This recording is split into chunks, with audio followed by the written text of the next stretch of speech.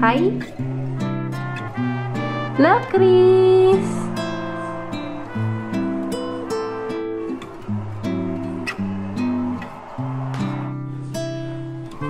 La Chris!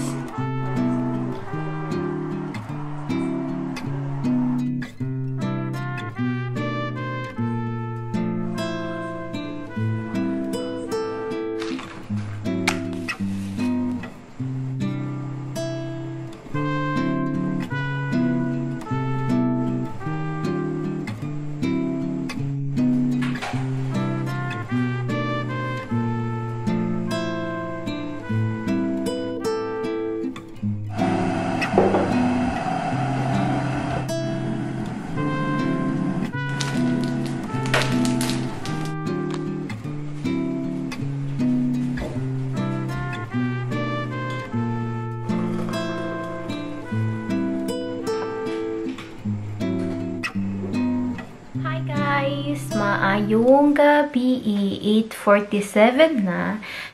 Disclaimer lang, kung gusto nyong mag-watch ng vlog na mamotivate kayo, ma-inspire kayo, ito ay hindi to pang-motivate sa inyo, pa-inspired sa inyo kay honestly talaga wala akong gana sa aking day. Kakatapos ko lang ng aking monthly. Tapos yung asawa ko kay may sakit simula kahapon. Sobrang raw din ng vlog na to. Kaya kung ano yung iniisip ko, hindi ko i-filter yung ano may yung sasabihin ko sa inyo. May day talaga or days talaga ba na wala tayong gana. Like, nakatapos ko lang sa aking monthly. Tapos may sakit pa yung asawa ko. Nang dahil sa di ko feel yung days ko talaga ngayong week na to. Nagupit ako ng bangs ko kagabi and pinagsisihan ko talaga siya nung pagising ko. Tingnan nyo naman siya, guys. I-show ko sa inyo kung ano talaga yung life ko. Hindi lang good lang sa pag-vlog or aesthetic lang siya para sa vlog. Hindi din totoo yung life na lagi lang okay. And then, diba, sa ating ma-feel kay everyday hindi naman tayo okay. Minsan, nadadown tayo. And then, especially sa akin na nandito ako sa ibang bansa, ang hirap talaga labanan ng sadness kapag namimiss mo yung family mo. Kahit pa man na matok mo yung family mo, kahit may communication kayo sa messenger, iba pa rin talaga yung magbanding talaga kayo, yung physical talaga na pagbanding. Kapag nandito ka sa ibang bansa, kailangan mo talaga na tatagan mo yung sarili mo. Kailangan mong maging strong. Kahit ang hirap, kahit pa man sobra akong blessed, kahit mabait man yung asawa ko, wala ka naman talagang totong problema, pero yung kalaban talaga kay yung sadness, yung mamimiss mo, yung family mo. And then, minsan, walang makaintindi sa'yo na bakit ka nasasad.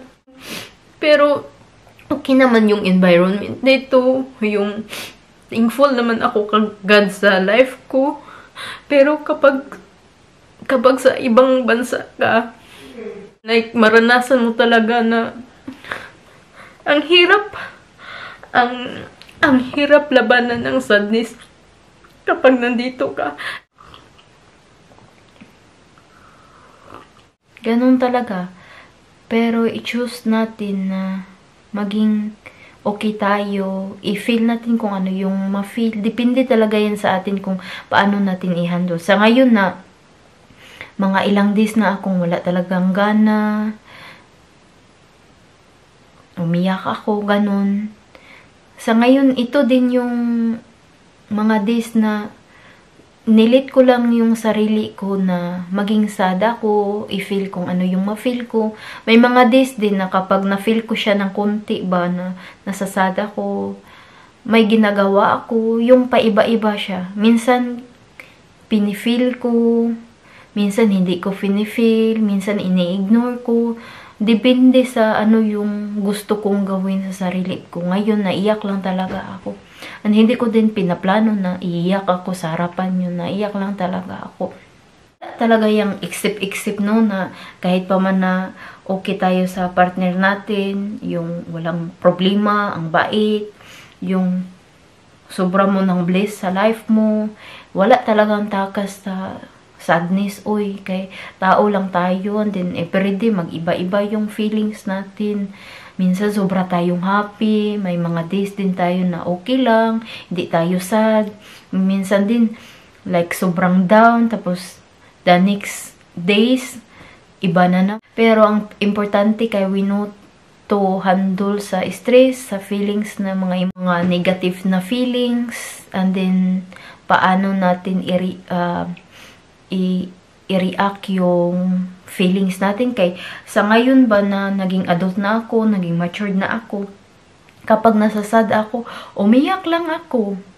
And then, nag-rest, depende kung ano yung gusto ko. Pero hindi ako like sumisigaw, hindi ako nangaaway. Hindi siya same before na mga-away talaga ako ng asawa ko nung bago pa lang ako dito. Kapag ganito yung feelings ko, nasasad ako, or kahit anong bad feelings, iniiwasan ko yung sarili ko na magamit ako ng social media or sa messenger, or makipag-talk sa family ko, sa video call.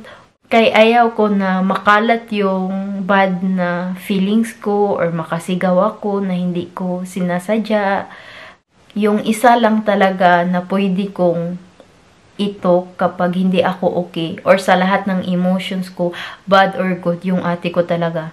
Kay kung happy na ako, and then makikipag-talk ako sa ate ko, mas maging happy pa ako. And then kapag masad ako, or ma-down ako, kapag siya yung kausap ko, maging kalma ako, mas maging okay ako. So, yung ate talaga, alam niya kung paano ako maging okay. Siya talaga yung person ko talaga na hindi ako ma-down kapag sad na ako. Yung siya talaga yung nakakaintindi sa feelings ko. Okay talaga yung energy namin swak. Kahit pa man na yung ate ko talaga kay sobrang opposite sa akin. Siya introvert, ako extrovert. Kailangan talaga na may tao talaga tayo na yung person mo talaga ba na makapag-recharge sa'yo, yung komportable ka, kung ano yung lahat ng feelings mo, negative, positive, maging okay ka, and din siya din, give and take kayo, yung hindi lang ikaw nakikinabang, yung kayo dalawa. Kailangan talaga yun na kahit paman ba na hindi marami, kahit isa lang, or dalawa, or tatlo.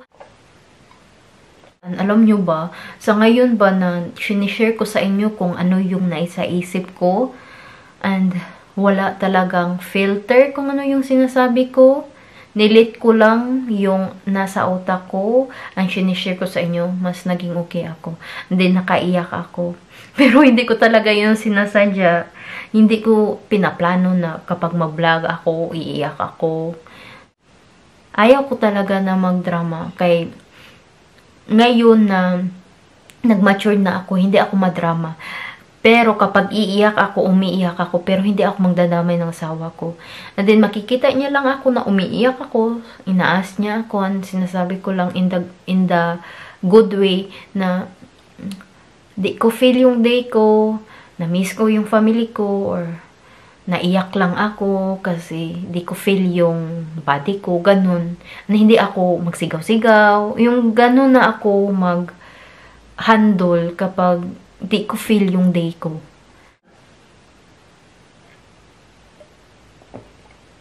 So, dito ko lang i-end yung ating chika. And di ko masasabi sa inyo na I hope nag-enjoy kayo sa aking vlog. Kay hindi talaga siya good na i-watch kapag na-feel down na kayo. Ayaw ko na ma-feel down kayo. Pero kapag gusto nyo na makita yung raw na ako talaga, may mga days na ganito, and pinapakita ko lang and sinishare ko sa inyo ano yung feelings, and ayaw ko na maging 100% lang na aesthetic yung ating vlog. Kay sa buhay talaga, wala talagang 100% na okay, and nice, and aesthetic na life. Kundi, life talaga ay minsan may struggle, minsan di mo feel yung days mo, and then may happiness din, may good things din. Ang importante na ma-handle natin yung hindi maganda na feelings, and itatry natin yung best natin na maging okay tayo. Thank you for watching. I love you so much, guys. Bye-bye.